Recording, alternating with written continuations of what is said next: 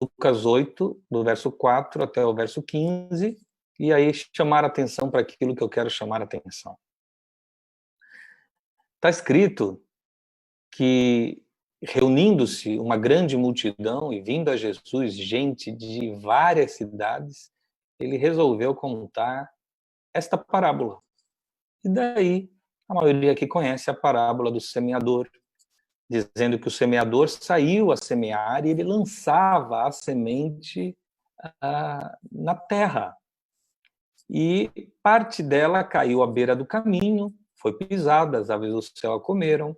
Outra parte ele conta que caiu no meio das pedras e quando germinou, as plantas secaram porque não havia umidade. Outra caiu entre os espinhos, guarde isso, entre os espinhos. Elas cresceram, mas depois os espinhos que cresceram junto sufocaram as plantas.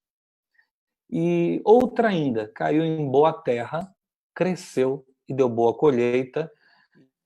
Na sequência, eles se afastam da multidão e os discípulos perguntam qual é a interpretação da parábola. O que de fato quer dizer cada uma das coisas que ele disse. E aí ele diz que ele responde.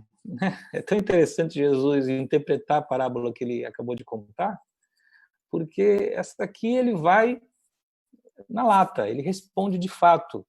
A ilustração que eu fiz foi a seguinte: a semente que é lançada, a semente é a palavra de Deus. É a boa notícia do Evangelho. A semente é tudo aquilo que a palavra de Deus quer que germine. Então, a semente vem dentro dela, embutido nela, no cerne dela, aquilo que ela pretende ser. Então, ela é lançada, e aquilo que ela pretende ser perdão, ela pretende ser reconciliação, ela pretende ser satisfação na vida, ela pretende ser contentamento, ela pretende ser aperfeiçoamento, ela pretende ser alguma coisa que a gente tenha para além da frustração, ela pretende ser força contra a frustração, ela pretende ser alguma coisa que não nos proteja da dor, mas que nos torne mais fortes depois dela. Tudo isso está embutido na semente que é lançada, porque isto é aquilo que a palavra de Deus realiza em nós. Realiza em nós o amor de Deus.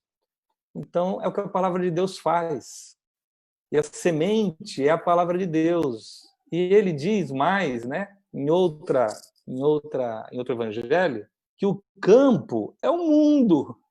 O campo é o mundo onde a palavra de Deus é semeada, ou onde a palavra de Deus é, ao menos, lançada. Então, o campo é um mundo. Daí que dentro do mundo há muitos mundos. Em que sentido? Há muitos tempos, há muitas eras, há muitos contextos, há muitas gerações, há muita coisa acontecendo. Hoje, por exemplo, qual é o mundo?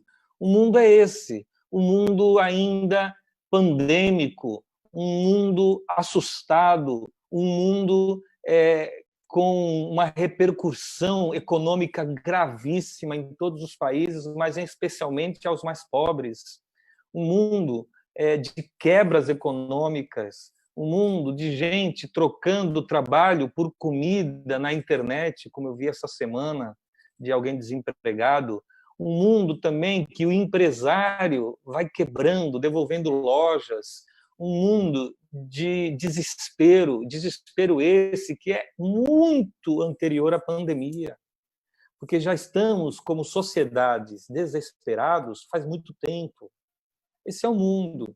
Um mundo que produz coisas, que produz coisas para quê? Para nosso conforto.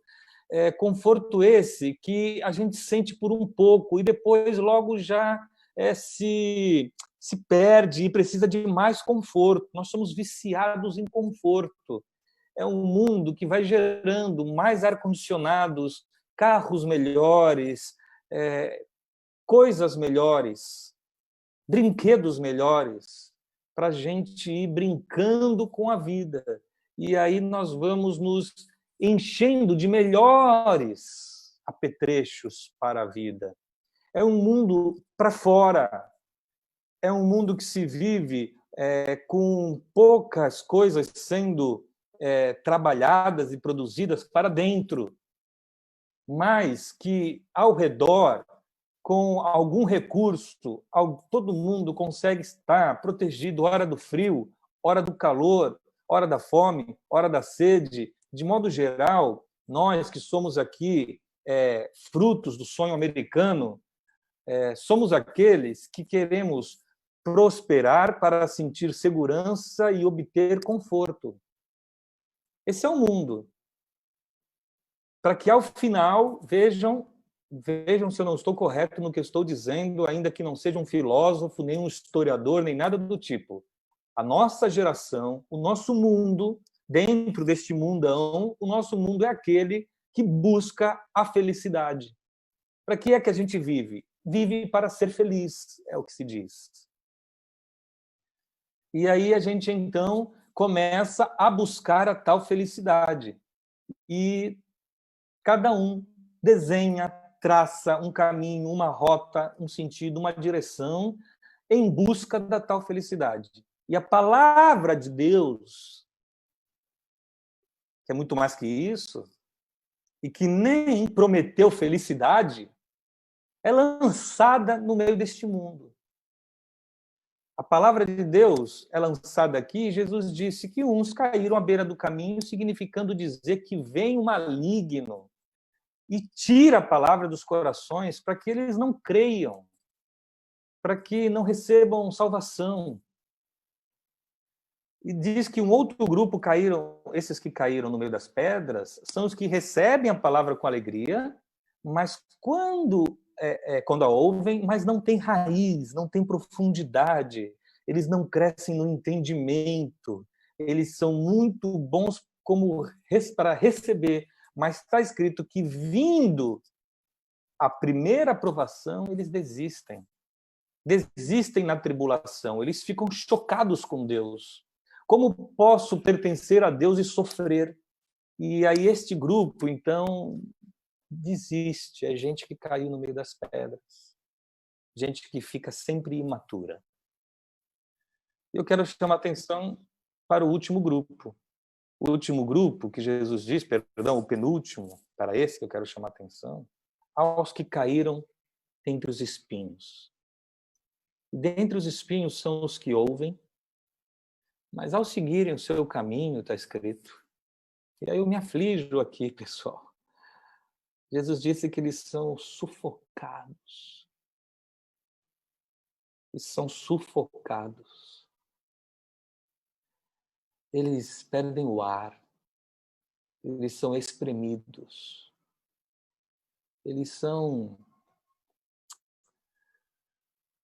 esmagados.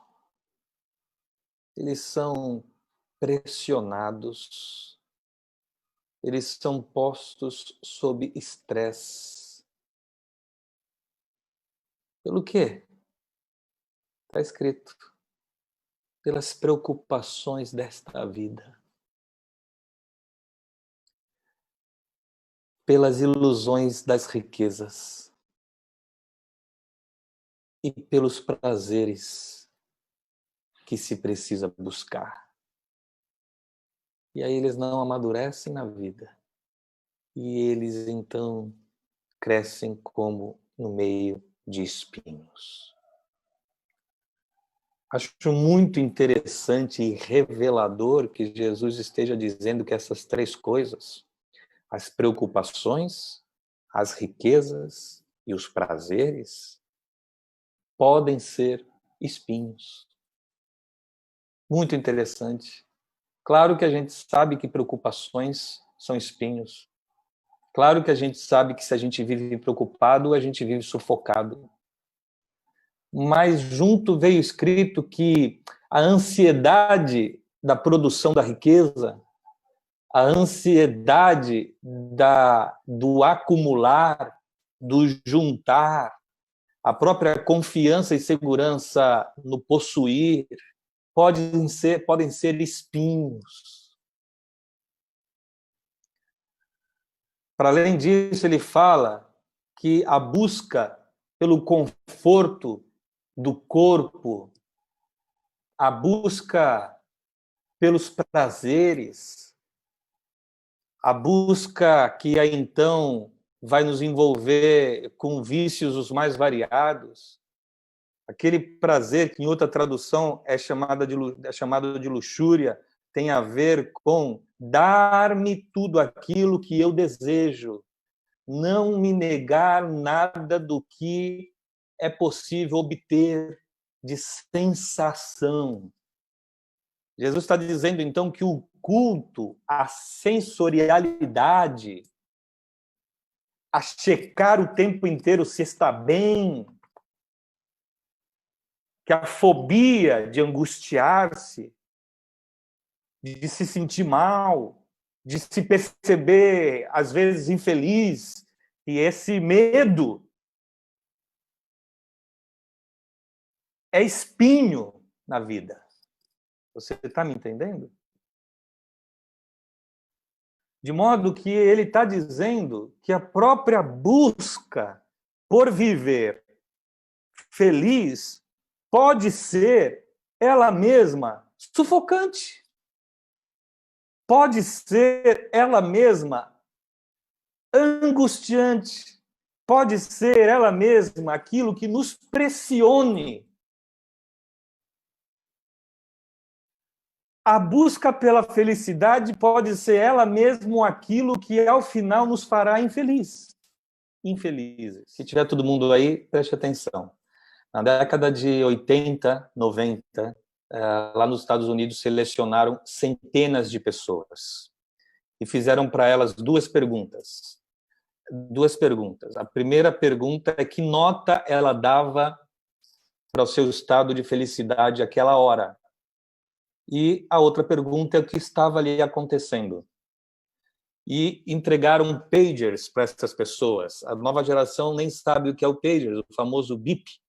Nós não tínhamos celulares.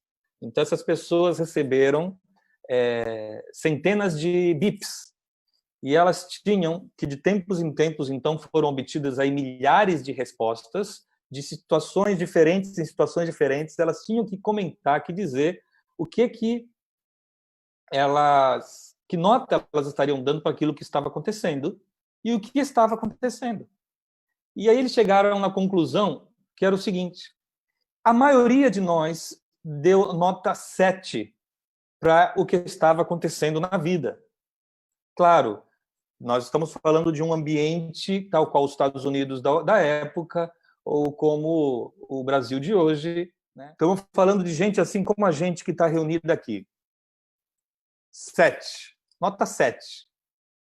E aí, de repente, o filho ganhou o troféu lá de melhor aluno no judô. E aí, o que te aconteceu? Meu filho aqui está muito feliz com o que ele ganhou.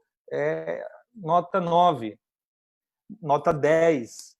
Mas, passado um período, a curva voltava a nota 7. Era a média. Depois de mais um tempo, pessoal, o filho quebrou o braço. Meu filho quebrou o braço, nota 4.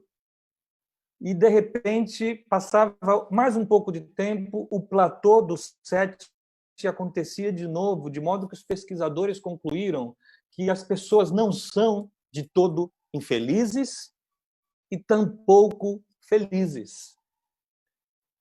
As pessoas, elas têm uma capacidade de reagir às coisas que são boas e às coisas que são ruins. De que modo?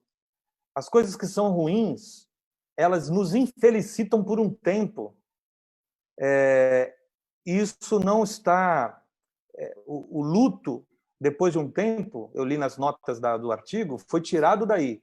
Então, a gente está falando de acontecimentos normais da existência. Então, alguém perdeu alguém ganhou uma grana aí, e aí nota 9. Aí ele conseguiu ir viajar para fazer a viagem dos sonhos, nota 10. O problema é que agora manter este 10 imaginário é bem difícil, porque ele precisa se manter neste up de felicidade. E não dá, porque quando chega lá no lugar imaginado, ele se acostuma rapidamente com o lugar. E algumas coisas começam a incomodar. Então, por isso, a pessoa já passa a se aborrecer, porque ela não mantém o 10. O 10 é imaginário, acredite. Então, ela pensa, o que está me faltando mesmo é um bom uísque agora.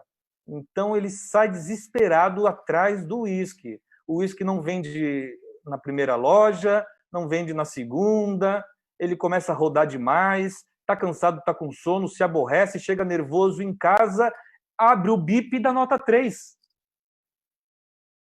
Você está entendendo? E estando lá no lugar imaginado. Por outro lado, a boa notícia que os pesquisadores tiveram é que aqueles que, por seu turno, que de repente tiveram um acidente terrível e tornaram-se paralíticos ou paraplégicos, passado um tempo de nota 1, 2, 3 para a vida, estas pessoas se adaptam à vida, se adaptam ao novo contexto, elas superam as dores, elas têm uma forma de superar-se no sentido de também superar suas limitações, e aí elas, de repente, têm nota 7, oferecem um 7 para a vida, apesar da limitação da paralisia. Vocês me entendem? Onde eu quero chegar? O que eu quero dizer é aquilo que Jesus disse. Não se preocupem com o amanhã, porque o amanhã trará os seus próprios males. Contentem-se. Contentem-se com o que são, contentem-se com o que possuem. Cuidado para não pesar o coração com as ansiedades da vida, está escrito. Cuidado ao atingir um sonho e elaborar um outro maior ainda, só para ser impossível de você realizar e poder continuar à margem da felicidade, do contentamento e da satisfação. A única coisa que não muda, que há sempre, estando bem ou estando mal, é a dor. Na vida, há dor. Há dor. E o encarar das dores, veja, Jesus, que foi um homem pleno, está escrito, foi homem de dores. Que sabia, disse o profeta, que sabia o que é padecer. Homem de dores que sabia o que é padecer. Entretanto, acerca dele, o pai disse no seu batismo que se alegrava. Eis o meu filho amado, em quem me alegro. Jesus era feliz no meio da angústia, porque se angustiou muitíssimo. Viveu sob muitas limitações, mas não tinha preocupações com o amanhã, não tinha ansiedade antecipatória. Contentem-se. Paulo diz para a igreja, alegrem-se. Alegrem-se. Outra vez vos digo, está escrito, alegrem-se. Porque ao final os felizes são os que não temem a dor. Os felizes são os que choram, está escrito, porque serão consolados. Os felizes são os que têm sede e fome de justiça, porque eles serão ouvidos. E os felizes são os mansos de coração, porque possuirão a terra, Jesus disse. E se você lê quem são os bem-aventurados, os felizes, você não entende. Ou eles não são felizes, ou somos nós que não somos. Ou Jesus está errado, ou esta geração está errada. Porque eu estava dizendo aqui no começo que o mundo busca felicidade, mas é esta, outro tipo. A felicidade que o Evangelho propõe é aquela satisfação que vem de ser amado e amar.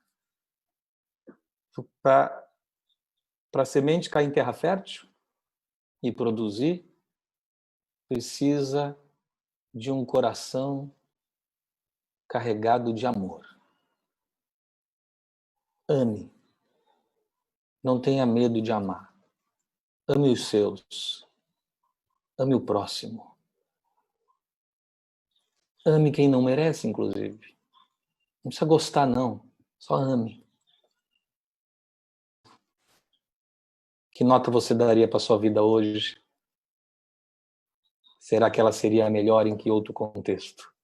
Será que nesse contexto ela de fato receberia este 10 que a gente busca sem nunca alcançar? E quando alcança se frustra porque queria mais? Fuja disso. Jesus disse que isso é espinho. Fiquem com Deus.